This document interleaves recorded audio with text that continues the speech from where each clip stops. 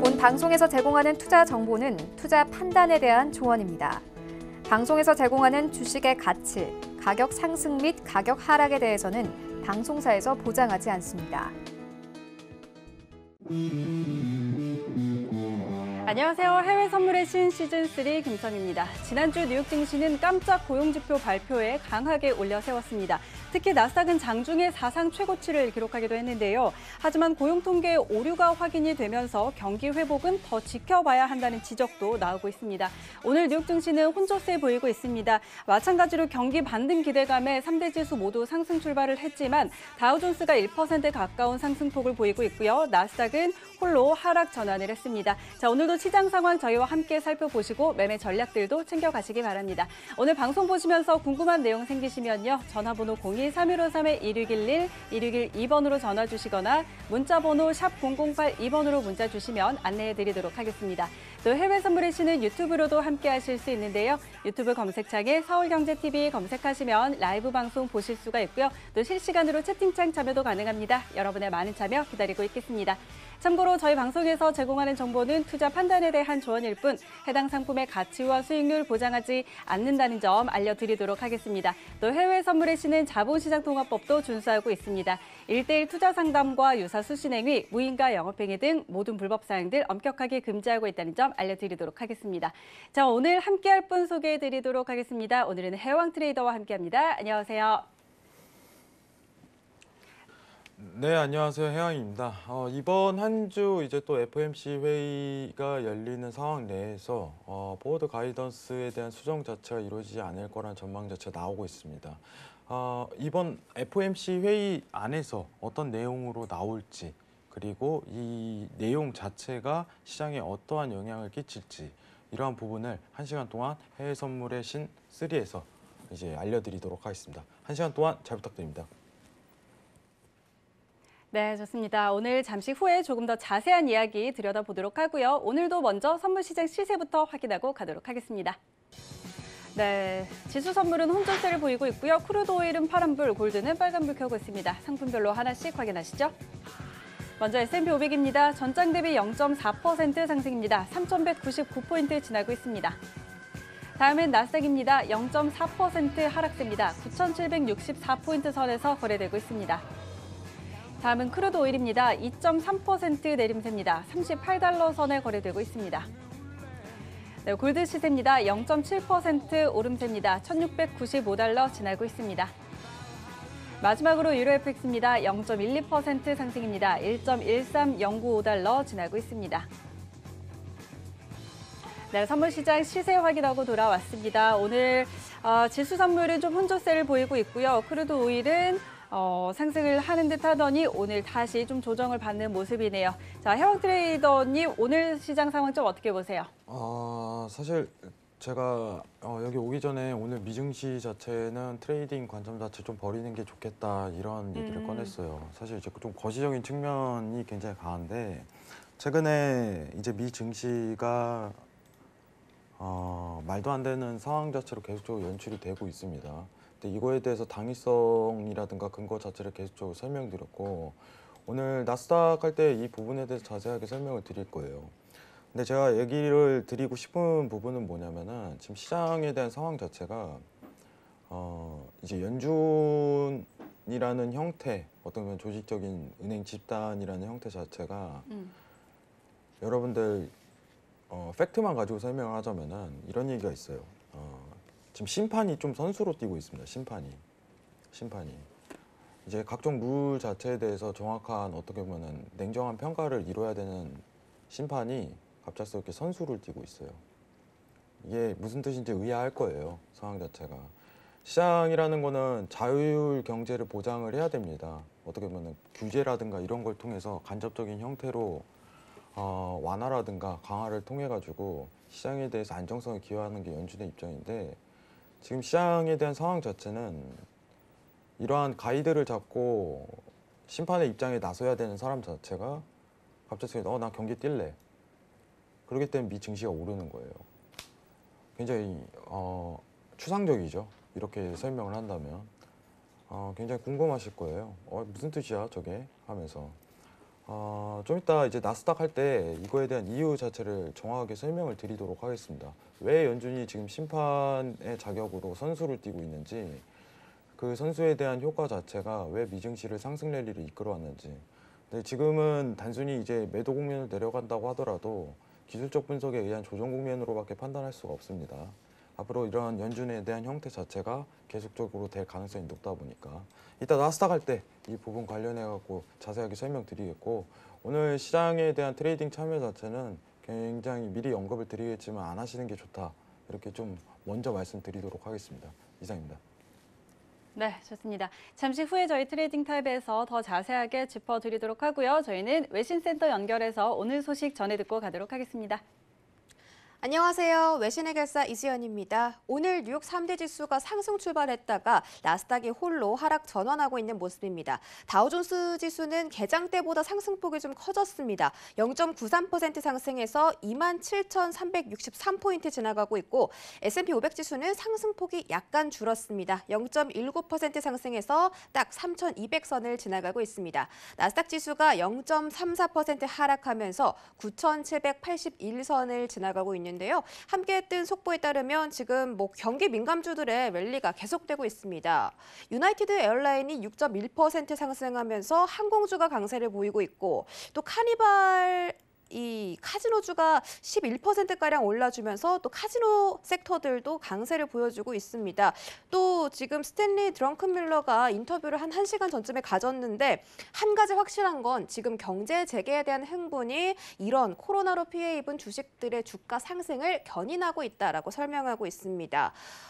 유나이티드 에어라인의 주가를 살펴보시면 지금 7%대 상승을 보여주고 있고, 애플 같은 경우는 그동안에 신고점까지 갱신을 했기 때문에 차익 매물이 출회되고 있습니다. 지금 나스닥 시장이 홀로 하락 전환을 하고 있는 가운데 항공주들의 상승과 여태까지 많이 올라줬던 반도체나 IT 섹터의 이런 종목들이 좀 하락을 하면서 이런 종목군들의 맞불이 붙고 있는 상황입니다. 따라서 나스닥 홀로 지금 하락 전환하고 있는 것으로 보이고요. 참고 부탁드리겠습니다. 그럼 오늘 준비한 외신 소식 첫 번째 이슈부터 만나보도록 하겠습니다.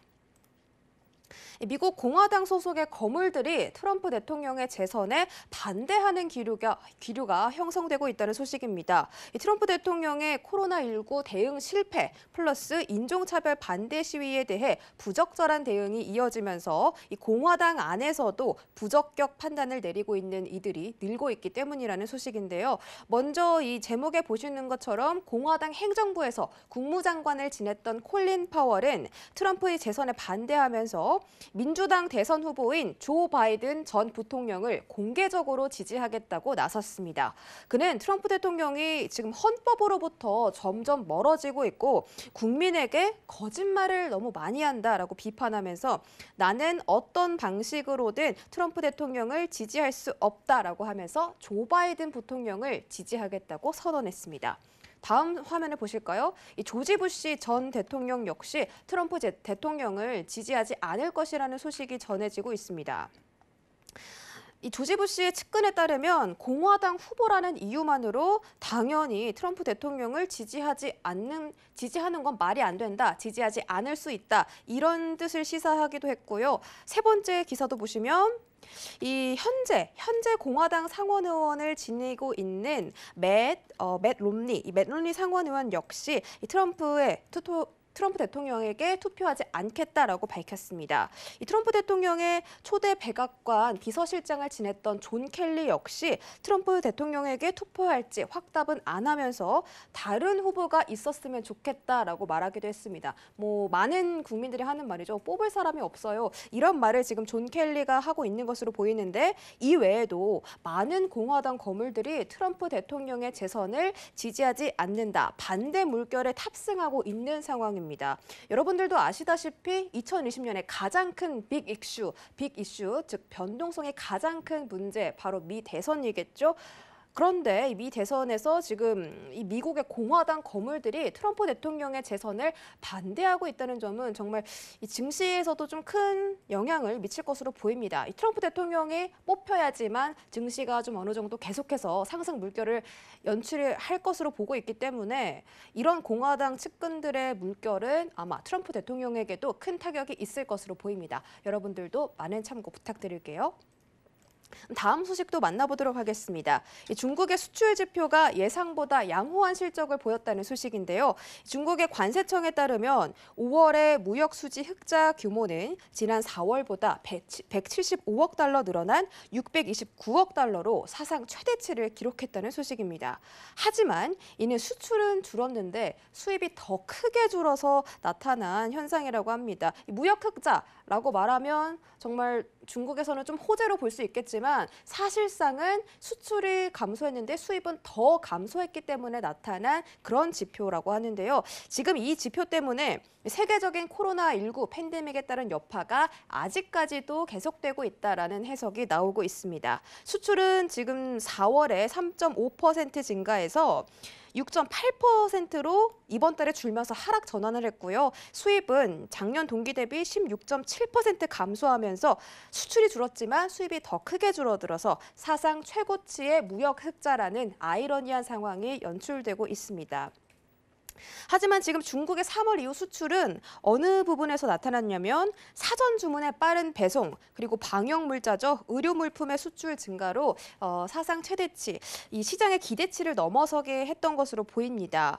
이 수출 그리고 한 가지 더 말씀드리고 싶은 부분이 수입 지표의 감소는 즉 미중 무역 합의 이행이 제대로 실천되고 있지 않을 수 있다. 이 부분을 시사할 수 있기 때문에 이 부분도 여러분들이 염두에 두시면 좋을 것 같고요. 중국은 계속해서 우리 지금 무역 합의 잘 지키고 있다라고 말하고 있지만 이렇게 지표가 수입 지표가 크게 줄어들고 있다는 것을 확인시켜주고 있기 때문에 이런 지표들을 보고 또 트럼프 대통령, 트럼프 행정부 측은 어떤 의견을 내비칠지도 저희가 두고 봐야 할 것 같습니다. 그럼 다음 소식도 함께 만나보도록 하겠습니다.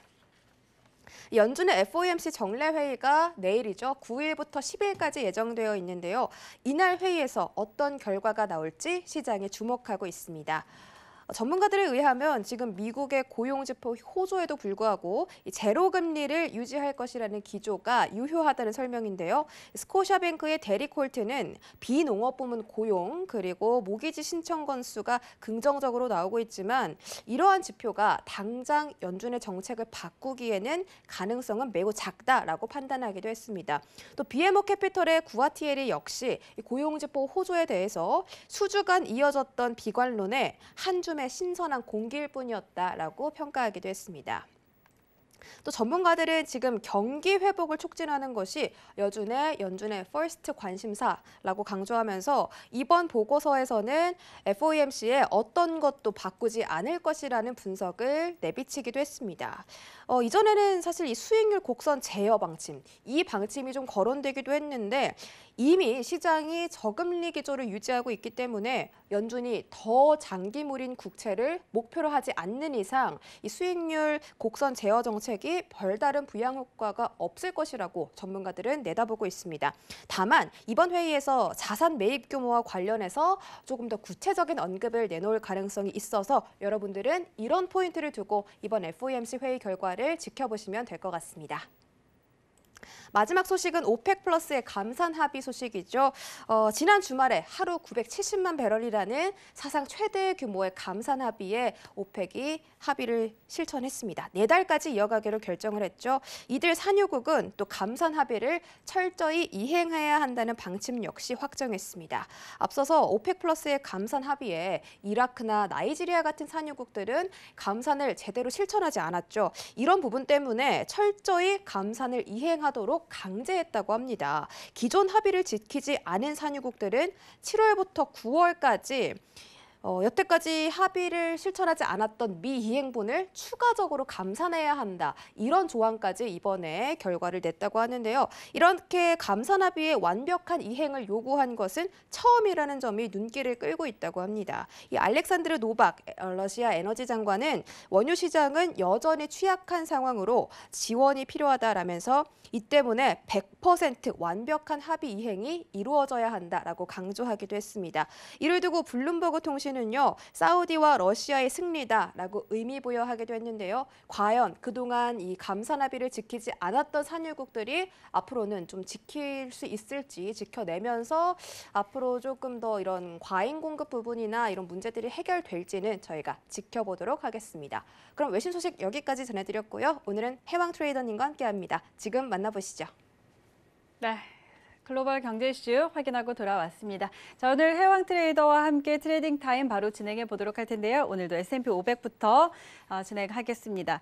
자, 일단 지금 지난주 고용지표 호조에 지수가 큰 폭으로 뛰었습니다. 그런데 자, 이제 경기가 좀 바닥을 찍고 반등할 거라는 기대감이 있는 상황인데 그 부분에 대해서는 통계 오류가 확인이 되기도 했죠. 하지만 여전히 이 경기 반등에 대한 기대감은 안고 있는 상황인데요. 자, 현재 구간에서의 방향 확인해 보도록 하겠습니다. 업앤다운 들어주시죠. 하나, 둘, 셋.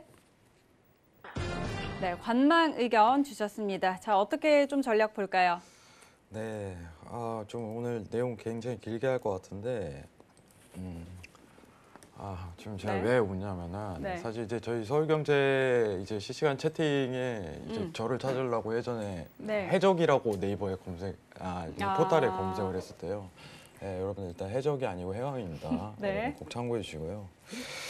자, 일단은 미증시 점검 차트를 정확하게 진단을 하도록 하겠습니다. 여러분들이 지금 차트에 대한 흐름을 읽기 위해서는 왜 반등했냐가 굉장히 중요하다고 제가 항상 누누이 설명하는 거예요.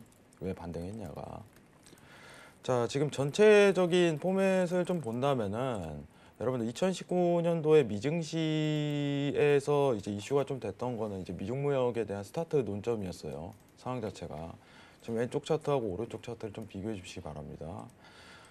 제가 보고 있는 관점 자체는 이런 상승에 대한 기조 자체는 앞으로 당분간은 이제 1, 2분기는 당분간 이어갈 것이다. 이게 전반적인 판단이에요. 하지만은 매도는 나와요. 매도는 나옵니다. 근데 그 매도에 대한 평가 자체가 자, 지금 여러분들이 안 보이시니까 제가 다 지우고 할게요. 자, 보시면은 지금 왼쪽 2019년도에 대한 차트 기조 흐름과 오른쪽 차트 기조 흐름은 동일하게 흘러갈 가능성이 굉장히 높습니다. 최근 이제 나스닥 기준으로 신고가 갱신이 이루어졌는데 조정에 대한 폭 자체는 언제든지 가능해요. 신고가를 갱신한 만큼 조정에 대한 여건 자체가 열리는데 여러분들이 집중적으로 지금 봐야 되는 건 이런 하락 랠리가 분명히 나오는데 잠시만요. 자, 하락 랠리가 죄송합니다. 자, 연필을 좀 그리느라 다시 한번 차트를 열고 설명드리겠습니다. 자, 다시 한번 보도록 할게요. 하락의 랠리는 분명히 나옵니다. 예, 이 부분으로 이제 여러분들 데일리 트레이딩이라든가 스윙 위주의 이상에서도 수익을 낼 수 있을 가능성이 굉장히 높아요. 근데 제가 보고 싶은 부분은 신고점에 대한 갱신 자체가 이루어지고 FOMC 회의에 대한 내용 자체를 면밀히 살펴보면은 이번에는 회사채에 대한 내용 자체가 나오지 않을 가능성이 굉장히 높다는 거예요. 이제 좀 이따 내용을 길게 할 때 내일 FOMC 회의를 길게 얘기를 할 텐데 여러분들이 앞으로 집중해야 될 내용 자체는 왜 지금 V자 반등이 이루어났느냐, 그리고 앞으로 왜 이러한 랠리 자체가 한 번 더 이어질 가능성이 굉장히 높냐, 이 부분을 측정을 깊게 해야지 향후 이제 증시에 대한 방향을 좀 더 포커스를 맞출 수 있어요. 자, 지금부터 내용이 굉장히 어렵습니다. 예. 추상적인 내용을 다룬다면은 여러분들이 조금 이해도가 낮기 때문에 좀 어려운 내용을 쉽게 설명하려고 노력을 하도록 할게요. 자, 오늘 간단하게 이제 PPT 자료를 준비를 했는데 최근 여러분들한테 미리 언급드리고 싶은 부분은 뭐냐면은 인버스에 대한 투자 자체를 굉장히 많이 하시는 분들이 많아요. 인버스에 대한 투자 자체를. 잠시만요. 자, 지금 미 정크 본드로 보는 이제 코덱스라는 상품 자체를 설명드리는데 코덱스는 인버스의 하나의 상품입니다. 최근에 이제 한국 코스피 증시가 굉장히 많이 올라가기 때문에 코덱스에 대한 인버스 상황 수익률 자체, 여러분들 흔히 곧버스라고 하죠. 곧버스에 대한 수익률 자체가 최악입니다. 근데 이 기조가 일어났던 거는 2020년도 3월이죠. 고점을 갱신했을 때 연준이, 국채도 아니에요. 여러분들 이제 흔히 정크본드라고 얘기를 하는 하이힐드 채권에 대해서 매입을 시작을 합니다. 정크본드. 증시에 대한 방향성, 이게 이제 국채랑 차이점은 뭐냐면은 여러분들 이게 말 그대로 회사에 대해서 직접적으로 자금을 불어넣는 거예요. 상황 자체가 연준이 회사에 직접적으로 자금을 넣는 겁니다. 그러면은 증시에 대한 자금 유동이 일어나기 때문에 이제 투자 심리도 자체가 굉장히 살아날 가능성이 높다는 거예요. 보통 이제 여러분들이 아시다시피 채권 매입 프로그램이라고 얘기를 하면 국채 자체를 생각을 하시는데 이번에 양적 완화가 시작되면서 이제 동시다발적으로 질적 완화가 펼쳐졌었어요. 양적 완화, 질적 완화 이 부분 관련해 갖고 무료 카톡방에서 제가 정의를 설명을 드렸습니다. 그러면은 지금 연준이 행하고 있는 이런 정크본드에 대한 매입 자체를 당장 스탑할 가능성이 높냐? 이거 바로 끊으면 이제 증시 또 무너져요. 아니라는 거예요. 정확하게.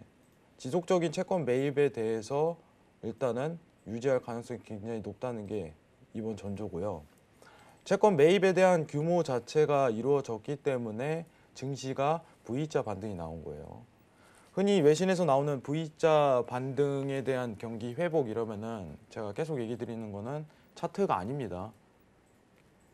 흔히 말하는 이제 경제 지표라든가 그 회복 국면을 얘기를 하는 거예요. 코로나 이전에.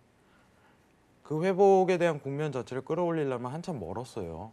오히려 V자 반등보다 W권에 대한 가능성이 더 크다. 이 가능성이 굉장히 논하고 있는데 중요한 거는 앞으로 하락에 대한 인버스 상품에 대한 구조 자체는 계속적으로 랠리를 이어갈 가능성이 높아요. 단기적인 조정에 대한 국면을 주더라도 다시 한 번 더 내려갈 가능성이 높다는 거는 미 증시가 그만큼 한국 증시가 미 증시를 따라가기 때문에 가능성이 굉장히 큰 겁니다. 이해를 하셔야 돼요, 여러분들. 객관적으로. 자, 다음 내용 보도록 할게요. 자, 지금 이 내용 자체는 이제 하이힐드 채권에 대한 투자금 자체가 굉장히 몰렸다는 거를 간접적으로 시사하는 거예요. 근데 이러한 형태 자체가 쉽게 나오는 형태가 아니에요, 여러분들. 미국에서 회사채 살 수 있지 않냐? 이런 얘기가 나올 수 있는데 제가 얘기를 정확하게 드리자면은 국채라는 거는 시장에 대한 균형, 이제 국가에서 발행하는 거기 때문에 국채의 발행량이라든가 매입량을 통해서 조절할 수 있지만은 회사채 매입을 한 거는 더 이상 이제 심판에 대한 자격 자체를 선을 넘었다는 겁니다. 실제로 일본하고 이제 유럽이 그런 형태를 띠고 있고 상황 자체가 미국에서 과연 이런 형태 자체를 띠는데 과연 긍정적으로 효과를 작용할 것인가? 지금 증시에는 긍정적인 효과를 작용하겠죠. 회사채 매입 구조 자체는 직접적으로 돈을 주는 거기 때문에. 하지만 경기 회복에서는 글쎄라는 의문감이 굉장히 남는 거예요. 굉장히 제한적이라는 거죠. 상황 자체가. 그럼 이러한 자금으로 하이힐드 채권이라는 거는 말 그대로 굉장한 낮은 등급의 채권을 뜻하는 거예요.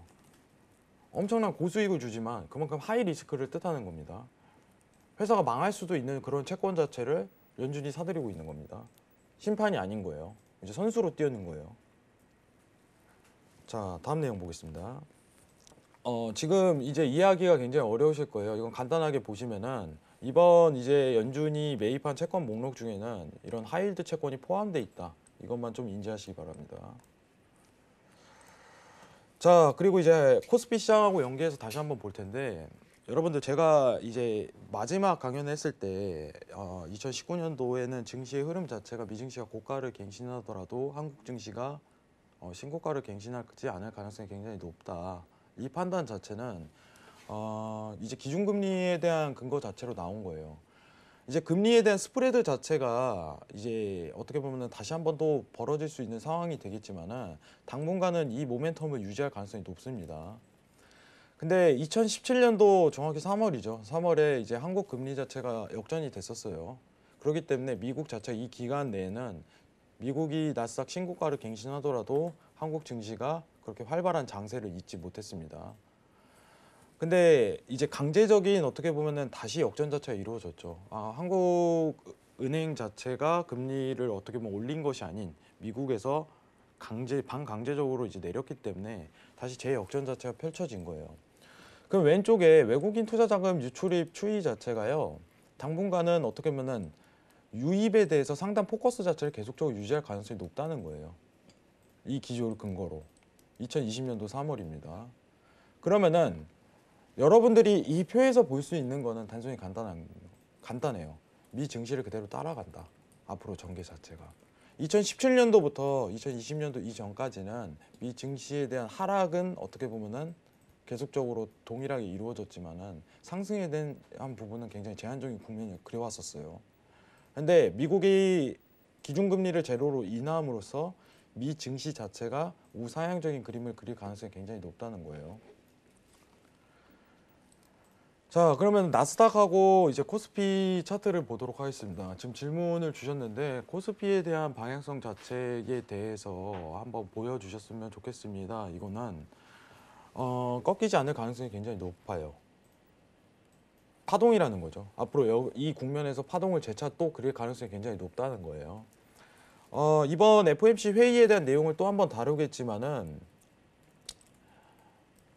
추세에 대한 부분 자체가 앞으로 파동에 대한 국면 자체로 이어질 가능성이 높다는 거예요. 우상향으로.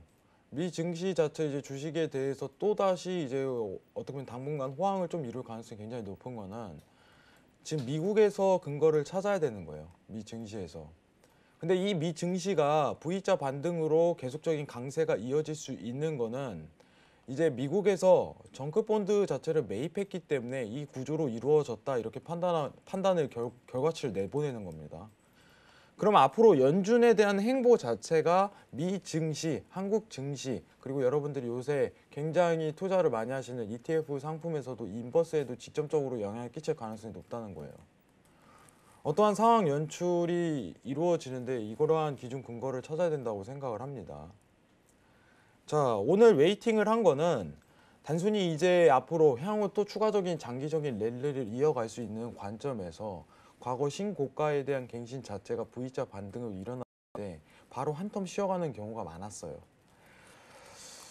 근데 이제 내일 이제 이번 주 이제 연준 FOMC 회의 자체가 열리는데 이거 가지고 또 추가적인 내용을 다뤄야 될 것 같습니다. 내용이 좀 다소 기네요. 자, 지금부터는 이제 뉴스를 보면서 얘기를 드리도록 하겠습니다. 당분간 앞으로 이제 어떻게 보면 한 분기 또는 두 분기에 대한 내용 자체가 코스피 시장 자체가 우상향적인 그림 자체로 계속적으로 반복을 그릴 가능성이 굉장히 높다. 하지만 이 국면 내에서도 단순히 이제 조정에 대한 국면이 있다는 거죠. 하지만 이제 외인 자금 자체가 지속적인 유입이 되는 상황에 미 증시가 우상향을 겪는다면은 한국 증시 자체는 탄력성이라고 하죠. 탄력성. 이제 살짝만 눌러도 탄력적으로 일으킬 가능성이 굉장히 높은 건 한국 금리 자체가 미국 금리보다 더 높기 때문에 이 부분이 이제 코스피 시장에 대한 진단이었습니다. 자, 그러면은 이제 여러분들한테 좀 팩트적인 추가적인 또 설명을 드려야 되는데 지금은 이제 FOMC 회의 이번 주에 열리는 FOMC 회의에 대한 내용 자체를 좀 설명드릴게요. 지난달 FOMC 회의 4월에서 나왔던 내용 자체가 이제 일드캡에 대해서 거론이 됐었어요. 일드캡. 제가 한번 이제 해선물 시내에서 설명을 드렸었죠. 자, 일드캡이라는 거는 뭐냐면은 이제 채권 수익률 자체를 컨트롤하겠다는 의미입니다. 채권 수익률 자체. 자, 차트를 이제 보면서 얘기를 드리도록 할게요. 자, 10년물 국채 수익률입니다, 여러분들. 자, 10년물 국채 수익률입니다. 자, 지금 10년물 국채 수익률 자체가 1%에 굉장히 0.878%입니다. 미국 국채 수익률 자체가. 여기 안에 가돌이 치겠다는 거예요. 자, 이 가돌이를 왜 치냐? 이게 캡입니다. 캡. 그러니까 한마디로. 수익률 곡선 제어를 하겠다는 거는 이 제로에 대해서 이제 더 밑으로 떨어지지 않게 1%에서 더 올라가지도 않게 앞으로 컨트롤 하겠다는 거예요. 무슨 뜻이냐면은 미 국채를 더 발행을 하겠다. 그럼 이거는 마이너스 금리랑 굉장히 연관이 있는데 굉장히 어려운 내용이에요, 여러분들. 시중은행하고 이런 연관성 자체를 띄워야 되는데 아무튼 제일 중요한 거 자체가 이번 회의 내용에서 수익률 곡선에 대해서 일드캡에 대해서 가이드를 좀 제공할 가능성이 높아요. 근데 이걸 왜 하냐? 이게 중요한 거죠. 이걸 왜 하냐? 회원님 이거 왜 해요? 예, 이거 마이너스 금리 준비하는 겁니다. 마이너스 금리. 지금 트럼프가 압박을 하고 있죠. 마이너스 금리에 대한 기조를 가기 위해서는 일드캡을 먼저 상한 하한을 씌워두고 못 벗어나게 테두리를 쳐버려야 돼요.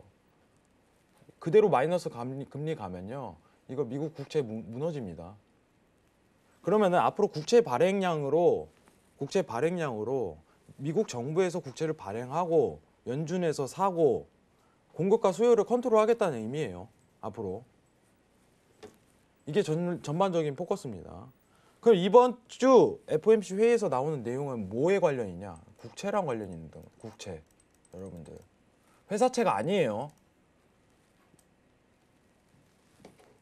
국채에 대해 일드급 건론하고 새로운 정책에 대해서 방향성을 제시하면은 이번 증시에는 어떻게 보면 좀 긍정적인 영향을 끼칠 가능성이 높을까요? 아니라는 겁니다. 조정 가능성이 충분히 열리죠. 회사채에 대한 추가 매입이라든가 이 구조 자체를 펼치면 굉장히 긍정적이겠지만 지금 미 증시에 대한 V자 반등을 일으켰던 요소 자체는 회사채에 관련있고 정급본드에 관련있는 거지 국채라는 연관성 없다는 겁니다. 제가 뭐 보고 싶은 부분은. 그러면 이번 주 내용 자체가 조정을 겪을 가능성이 굉장히 높아요. 조정을. FOMC 회의가 나오고 회사채에 대한 내용이 없고 국채에 대한 내용으로 일드캡에 그리고 수익률 제어에 대해서 곡선 제어에 대해서 평가를 했을 시 이제 어떻게 보면 시장에 대한 미 증시에 대한 부분 자체는 다소 실망감으로 테두리를 곡선을 틀 가능성이 높은 거예요. 왜냐 국채만 거론했기 때문에 회사채가 아니죠. 자 그럼 미 증시 차트 보도록 하겠습니다. 그럼 우리가 보고 싶은 부분은 뭐냐면은 과거 이제 신고점에 대한 갱신 자체가 이루어졌을 때 분명히 이탈에 대한 국면 자체가 측정이 돼요. 단기 추세만 보더라도 이탈에 대한 측면이 보호가 됩니다. 그러면은 우리가 보고자 하는 거는 이러한 조정에 대한 수익률을 단기적으로만 먹을 수밖에 없는 국면인 거예요. 상황이. 기다리라는 이유가 있는 거예요. 같은 겁니다. 지금 시장 상황도. 시장은요. 여러분들 안정성 있게 기회해야 돼요. 다시 한번 또 매수에 대한 반등 기회를 줄 겁니다. 여러분들. 제가 이제 어떻게 보면 연준보다 좀 더 빨라야 되기 때문에 일드캡도 설명드리고 그리고 미국 정부에서 추후에 어떻게 보면 또 나올 가능성이 굉장히 높은 게 주식 매입이에요. 그거는 이제 꽂는 거예요. 그냥 나스닥에, 다우에, S&P에. 회사채의 매입보다 더 큰 거예요. 그럼 그때 한 번 더 랠리를 이어갈 거예요. 그때 큰 수익이 날 거예요. 기회는 온다는 거예요. 또 급하게 접근을 하고 당일 트레이딩에 대해서 논점을 맞추면 이해도가 없으면요. 이 시장 자체가 구조가 보이지가 않는 거예요. 왜 올랐지? 하는 근거 자체라든가 이러한 매입 형태 자체가 앞으로 어떤 추이를 그릴 것인가 계속적으로 관찰하고 결과치를 내놓는다면 그걸 평가할 줄 알아야 되는 겁니다. 상황이. 단순히 오늘 매수 보세요. 자 오늘 매도입니다. 이게 아닙니다. 선물에 대한 구조 자체는. 방향성과 굉장히 연관성이 있을 가능성이 높아요. 제가 지난 2주간 무료 카톡방으로 무료 방송을 계속적으로 진행을 해왔어요. 여러분들이 이러한 시장에 대한 구조라든가 용어라든가 계속 버릇하면은 쉬워요. 다만 이 용어 자체가 너무 생소하고 어렵기 때문에 접근을 안 하려는 것 뿐이에요. 자, 무료 카톡방 들어오시면은 제가 이러한 정의라든가 설명 같은 거 계속적으로 뿜어드리고 좀 발빠른 시황으로 어떻게 대변해야 되는지 시장에 어떻게 접근해야 되는지 계속적으로 설명을 드리도록 하겠습니다.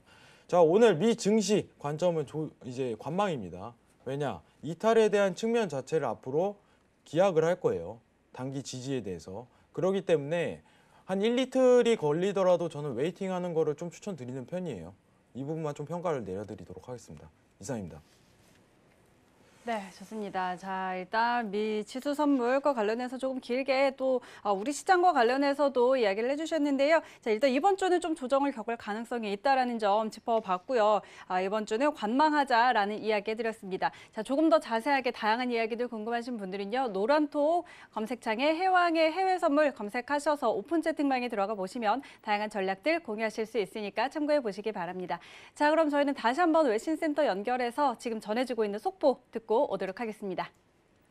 네, 일단은 오일 트레이딩 들어가기 전에 사우디아라비아의 에너지 장관이 좀 중요한 언급들을 했습니다. 사우디 에너지 장관이 글로벌 수요 회복 조짐에 따라서 가정에서 더 많은 수요가 회복될 것으로 보인다면서 자발적인 대량 감산을 이번 달에 중단하겠다고 나섰습니다. 그러니까 이번 달까지만 일단은 그런 자발적인 감산을 실시하고 다음 달이죠. 7월부터는 이 오펙의 할당량에 맞춰서 생산량을 늘릴 것이다 라고 말했는데요. 사우디나 쿠웨이트 같은 나라들이 지금 계속해서 120만 배럴까지 감산을 해왔는데 이 부분을 7월부터는 이어가지 않겠다라고 언급한 거고요. 국내 석유 소비가 돌아서면서 이러한 판단을 내린 것으로 보입니다. 또 사우디의 판매 가격이 상승할 경우에는 세계 석유 수요의 회복이 좀 돌아오지 않을까, 회복이 나타날 것이다라고 압둘 아지즈 빈 살만 장관이 내다보고 있기 때문에 이런 언급을 한 것으로 보이고요. 또 다른 기사를 보시면 이 기사는 한 10분 전쯤에 올라온 기사인데 사우디아라비아가 no room whatsoever 이렇게 언급을 했습니다. 이게 무슨 뜻이냐면 우리는 합의 선국과 우리의 노력들이 그 역할을 수행하는 모든 국가들에 달려있기 때문에 완전히 이행할 수 있는 방법 그리고 보상 방법에 대해서 많은 시간을 보냈다라고 얘기하고 있습니다. 아까 제가 외신 초반에 말씀드린 것처럼 오펙 플러스가 감산 합의를 이행했더라도 그 감산 합의를 지키지 않는 국가들이 있었기 때문에 사우디아라비아가 이러한 결정을 내린 것으로 보이고요. 우리는 할 만큼 했다. 이런 뜻을 지금 내비치는 것으로 보입니다. 우리가 계속 감산, 우리 자발적으로도 하고 합의하자고도 했는데 그런 합의안을 이행하지 않는 국가들을 좀 내비치면서 우리는 할 만큼 했다. 이런 스탠스를 취하고 있습니다. 따라서 사우디아라비아가 내달부터는 추가적인 자발적인 감산을 더 이상 이행하지 않겠다고 한 점 여러분들도 참고해 주셨으면 좋겠습니다. 그럼 바로 오일 트레이딩 살펴보시죠. 네. 자, 속보 전해 듣고 돌아왔습니다. 사우디 측에서 7월에는 자발적인 감산을 이어가지 않을 것이다 라는 소식까지 전해 듣고 돌아왔는데요. 자, 과연 이제 앞으로의 유가에 얼마나 영향을 미칠지 살펴보도록 하겠습니다.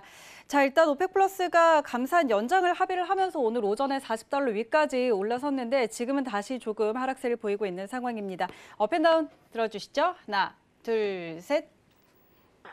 네, 매도 의견 주셨네요. 자, 오일 좀 어떻게 볼까요? 네, 일단은 시황 정리를 간단하게 좀 얘기를 드릴게요. 사실 이제 최근 4일이었죠. 원래 조기 회동 자체가 좀 열릴 가능성이 굉장히 높았는데 원래 이제 8일, 9일이었어요. 8일, 9일 여러분들. 자, 유가 차트 안에서 조금 설명을 드리도록 할게요. 원래 8일, 9일이었는데 이번에 좀 빠르게 이행을 했습니다. 빠르게 이행을 했고 정확하게 수치를 기억을 하세요. 970만 배럴입니다. 70만 배럴. 근데 입장에 대한 고수 자체가 러시아 측에서는 이제 7월 이후 어떻게 보면은 감산에 대한 부분을 좀 줄이자 이 부분이에요. 감산 없애자가 아니라 감산을 좀 줄이자. 예, 이 부분이 앞으로 논점인 거고 사우디 입장 자체는 감산량을 좀 유지하자는 게 논점이었습니다. 근데 지금 나오는 내용 자체는 6월 이후 합의 이상에 대한 감산 중단이라는 내용 자체를 나오고 있어요. 이제 시장에 대한 어떻게 보면 좀 실망감을 유발할 가능성이 높죠. 왜냐면은 사우디 자체가 좀 최근에 감산에 대한 형태에 대해서 적극적이었어요. 최근에 굉장히 적극적이었습니다. 이해하실 거예요, 여러분들. 지금 시장에 대한 상황 자체가 어떤 이러한 발언으로 인해서 좀 조정 국면을 다소 겪을 가능성이 굉장히 높다. 이렇게 좀 평가를 드리는데 지금 제가 매도에 대한 국면 자체를 얘기를 드린 거는 사실 오늘 당일 트레이딩에 대한 기준 자체가 매도였어요. 제가 오기 전에 사실 이제 무료카 톡방을 통해서 좀 언급드렸던 게 뭐냐면은 오늘 이제 44.44죠. 예, 이제 이번 월물 기준으로 44 기준 자체가 고점 갱신, 오늘 당일 고점 갱신을 이룰 가능성이 굉장히 높네요. 오늘 매도 트레이딩에 좀 집중을 하셔야 될 것 같습니다. 이렇게 좀 언급을 미리 드렸었습니다. 다들 수익을 좀 내고 나오셨는데 일단은 다행이고요. 근데 중요한 거는 이제 지금 틱 차트 관점으로 봤을 때 한 번 더 트레이딩에 대한 부분을 살릴 수 있냐가 중요한 거겠죠.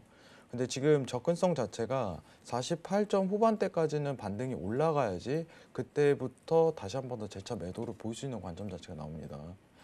이제 어떻게 보면은 지금 진폭에 대한 하방 추세 자체가 굉장히 큰 만큼 조정에 대한 국면 자체가 다소 일어나야지 그때 매도 볼 수 있는 거예요. 제가 단순히 매도에 대한 사인을 그림을 지금 형태에서 그리는 거는 아까 이제 금일이죠. 금일 이제 20시 기준으로 봤다면은 저는 매도 보고 이제 단가 자리를 어떻게 보면 이제 상황 자체 그리고 단가 자체를 어떻게 보면 단기적으로 제공을 드렸을 거예요. 근데 지금 국면 자체는 트레이딩 기준에서 추세적인 의미에서 매도를 드는 것뿐이지 포지션 자체를 성립하자면은 지금 일단은 기다려봐 이거예요. 38 후반대까지는 와야지 한 번 더 매도를 볼 수 있어. 이렇게 평가를 드리고 싶은 거예요. 상황이. 근데 이 국면 자체가 오늘 이제 사우디에 대한 발언 그리고 이 국면 자체로 조정에 대한 관점 자체를 좀 더 추가적으로 연계할 수 있습니다. 어디까지 한 번 더 열릴 가능성이 굉장히 높나요? 이렇게 측정한다면은 이제 이번 주 내로 이제 36까지는 좀 도달 가능성이 굉장히 높다. 이렇게 좀 평가를 단기적으로 드릴 수 있을 것 같아요. 왜냐하면 채널에 대한 구조 자체가 이탈 안 했기 때문에 일봉상 관점으로 어떻게 보면 25선, 30선까지 추가적인 하방을 오기에는 지금 선에서는 불가능합니다. 이탈이 완전하게 채널이 나와야 돼요, 뚫고. 근데 이 랠리에 대한 특성상 본다면은 지금 이런 국면일 가능성이 굉장히 높아요. 이제 하방에 대한 국면 자체를 채널에 대한 접근이 이루어질 때까지 단순히 볼 가능성이 높다는 거예요. 유가에 대한 부분은 어쨌든 간에 추가적으로 설명해야 될 게 최근 상승을 이끌었던 거는 감산에 대한 기대감이에요. 이제 2개월에 대한 합의 자체 이제 추가적인 970만 배럴을 1개월만 또 추가적으로 연장을 결과치를 꺼냈지만 이거에 대한 기대감 자체가 굉장히 부풀어 올랐고 러시아 자체가 반대를 할 수 있는 상황이 여건이 충분히 제기되는 상황이었는데 어쨌든 안정적으로 합의를 이끌어냈어요. 시장에 대한 효과 자체는 지금 있다는 감산에 대한 이번 합의한 내용 자체는 시장에 반영이 다 이루어졌다고 저는 평가를 합니다. 지금 오히려 어떻게 보면 시장에 대한 기대감 자체가 재료 소멸성으로 이루어졌을 가능성이 높아요. 합의 내용을 가지고 더 추가적으로 상승 랠리를 본다면은 손실 자체가 계속적으로 이루어질 가능성이 높아요. 오히려 조정에 대한 국면, 재료 소멸성으로 이제 단숨 조정에 대한 국면으로 매도적인 측면을 당분간 이번 한 주 동안 고려하시는 게 수익성을 좀 더 극대화할 가능성이 높다. 이렇게 평가를 드리도록 할게요. 당일 트레이딩 기준에서는 38 후반대까지 기다려야 되는 거는 당일 진폭 자체가 다 나왔기 때문이에요. 상황이 간단하게 보셔야 돼요. 진폭이 다 나온 상황에서 추가적인 이거에 대해서 T차트를 고려한다면은 오히려 손실만 극악으로 흘러갈 가능성이 높아요. 싸울 국면이 아니라는 거죠. 아직은. 그럼 38 후반대까지 웨이팅 하시고 그때 이제 재매도 국면 자체를 들어가시는 게 지금 오히려 시장 상황에 대해서 리스크를 감수하면서 들어갈 수 있는 자리라고 생각을 합니다. 이상입니다.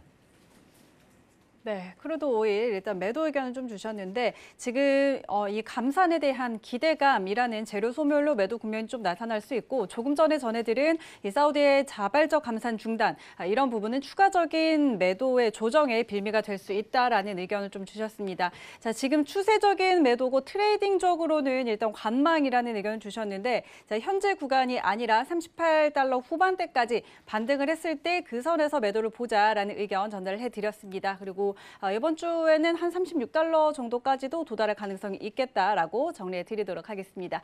자, 오일 여기까지 짚어드리도록 하고요. 저희는 골드로 넘어가 보도록 하겠습니다. 자, 골드는 오늘 1,700달러가 좀 무너졌었는데 다시 좀 1,700달러를 시도하러 가는 그런 모습입니다. 자, 현재 구간에서의 방향 확인해 보도록 하겠습니다. 업앤다운 들어주시죠. 하나, 둘, 셋. 네, 관망 주셨네요. 골드는 좀 어떻게 보세요? 자, 이제 골드가 이제 내일 FOMC랑 좀 연관이 있다. 네. 이 부분은 먼저 설명드리는데 알 것 같아요. 지금 골드 자체를 방향성을 제가 이제 골드를 언급을 잘 안 드려요, 사실. 골드를 언급을 잘 안 드리는데 지금 골드 자체가 최근 시장에 대한 변동폭 자체가 위아래로 그냥 흔드는 국면밖에 안 나와요. 지금 내일 이제 골드 자체가 좀 하방권으로 내려올 가능성이 일단 높아요. 이제 이번 한 주에 왜인지 설명드릴게요. 왜인지. 자, 일드캡이 거론됐다는 일드캡에 대한 부분을 설명을 드렸었죠. 자, 일드캡이라는 거는 이제 수익률 곡선에 대해서 제어를 하는 건데 시장에 대한 평가 자체가 이제 안전자산이라는 거에 어떻게 보면 수요도가 굉장히 낮아질 가능성이 높아요. 왜냐면은 이제 캡을 씌운다는 거는 앞으로 균형을 맞추겠다는 거예요, 당분간. 심리도 자체가 약화될 가능성이 굉장히 높은 거죠. 최근 제가 사실 이제 일드캡이 나올 수 있으니 이제 국채에 대해서 매도 평가를 하는 게 오히려 낫다. 1%대까지. 그럼 국채 자체도 단순합니다. 지금 1% 거의 접근했는데 1% 오면은 여러분들 이제 또 매수 보는 거예요. 국채 수익률 자체가. 시장은 어쩔 수가 없어요, 상황이. 근데 이거에 대한 어떻게 보면 이제 통화 정책에 대해서 또 추가적인 추가 방안을 제시했다는 거는 안전 자산에 대한 수요도 자체를 좀 급락시킬 수 있는 요인이라고 생각을 합니다. 개인적으로. 지금은 웨이팅이에요. 내일 이제 어떻게 보면은 저항에 대한 부분을 판단하고 간만에 이제 골드에 대한 부분을 고려할 때가 아닌가 이런 부분을 좀 다소 평가를 드릴 수 있을 것 같은데 그 부분 자체는 어떻게 보면 일드캡과 굉장히 큰 연관성이 있다. 이 부분을 간단하게 정리를 드리겠고요. 오늘 시간이 없는 관계상 이제 일드캡에 대한 용어 그리고 이번 주에 나올 수 있는 FOMC 회의에 대한 어떻게 보면 가이드라인 이 부분을 카톡방에서 다시 정리하는 시간을 추후에 가지도록 하겠습니다. 오늘은 일단 시간이 없는 점 그래서 이 부분을 다 정리할 수 없다는 점 시청자분들께 양해 부탁드리도록 하겠습니다. 이상입니다. 네, 좋습니다. 골드 전략까지 확인을 해봤는데요. 저희는 다시 한번 또 외신센터 연결해서 이 라가르드 총재의 기자회견, 이 발언과 관련해서 또 소식이 전해지고 있다고 합니다. 바로 확인할게요. 네, 일단은 먼저 모하메드 엘 에리언이 나는 지금 이렇게 경제 회복에 대한 기대감으로 시장의 상승에 베팅하는 것이 매우 불편하다라고 설명하고 있습니다. 이 모하메드 엘 에리언은 지금 이런 시장 나는 원래 이런 시장 본 적이 없고 이렇게 하지도 않는다라고 언급하면서 지금 시장의 강세에 대해서 의문감을 표시하는 의견을 드러내기도 했습니다. 다음으로는 유럽의 중앙은행 총재죠. 라가르드 총재의 연설 발언이 나왔습니다. 이 ECB가 진행하고 있는 부양책이 적절한지 지속적으로 모니터링할 것이라고 보도했는데요. ECB의 부양책은 유로존이 직면한 위기에 비례한다라고 하면서 우리의 결정은 지금 재정적인 대응으로 발생할 수 있는 높은 차입 비용이 민간 경제 지표에 영향을 미치지 않도록 하겠다라면서 높은 금리로 이어지지 않도록 하겠다라고 언급을 했습니다. 또 우리의 조치는 일시적이고 위기에 비례한다. 이 부양책에 맞는지 지속적으로 모니터링하겠다라고 발표를 하면서 지금 시장 리액션을 보시면 유로 달러가 0.28% 상승을 했다고 합니다. 또 다음 기사에서 보시면 노르디아 뱅크가 앞으로 유로화가 좀 강세를 보일 것이다라고 언급을 하면서 further 그 미래에는 좀 업사이드로 지금 상승세가 전환되지 않을까라고 언급을 하고 있습니다. 앞으로 유로화가 좀 이런 식으로 부양책에 의해서 좀 강세를 보일 수 있다는 점 여러분들도 참고하시기 바랍니다. 여기까지 속보 전해드렸습니다. 네, 속보 다시 한번 전해 듣고 돌아왔습니다. 자, 일단 유로와 관련한 소식들을 전해 들었는데 오늘 시간 관계상 저희가 유로 FX를 함께 살펴드리지 못하는데요. 관련해서 더 자세한 내용은 해왕 트레이더의 채팅방에 들어가셔서 도움 받아보시기 바랍니다. 해왕 트레이더와 여기서 인사 나누도록 하겠습니다. 오늘 말씀 고맙습니다. 네, 참고로 저희 방송에서 제공하는 정보는 투자 판단에 대한 조언일 뿐 해당 상품의 가치와 수익률 보장하지 않는다는 점 다시 한번 알려드리도록 하겠습니다. 오늘 준비한 내용은 여기까지고요. 저희는 내일도 알찬 내용으로 돌아오도록 하겠습니다. 함께해 주신 여러분 고맙습니다.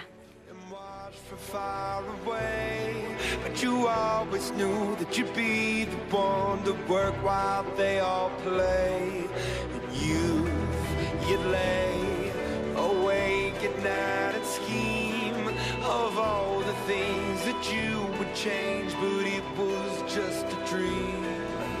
Here we are.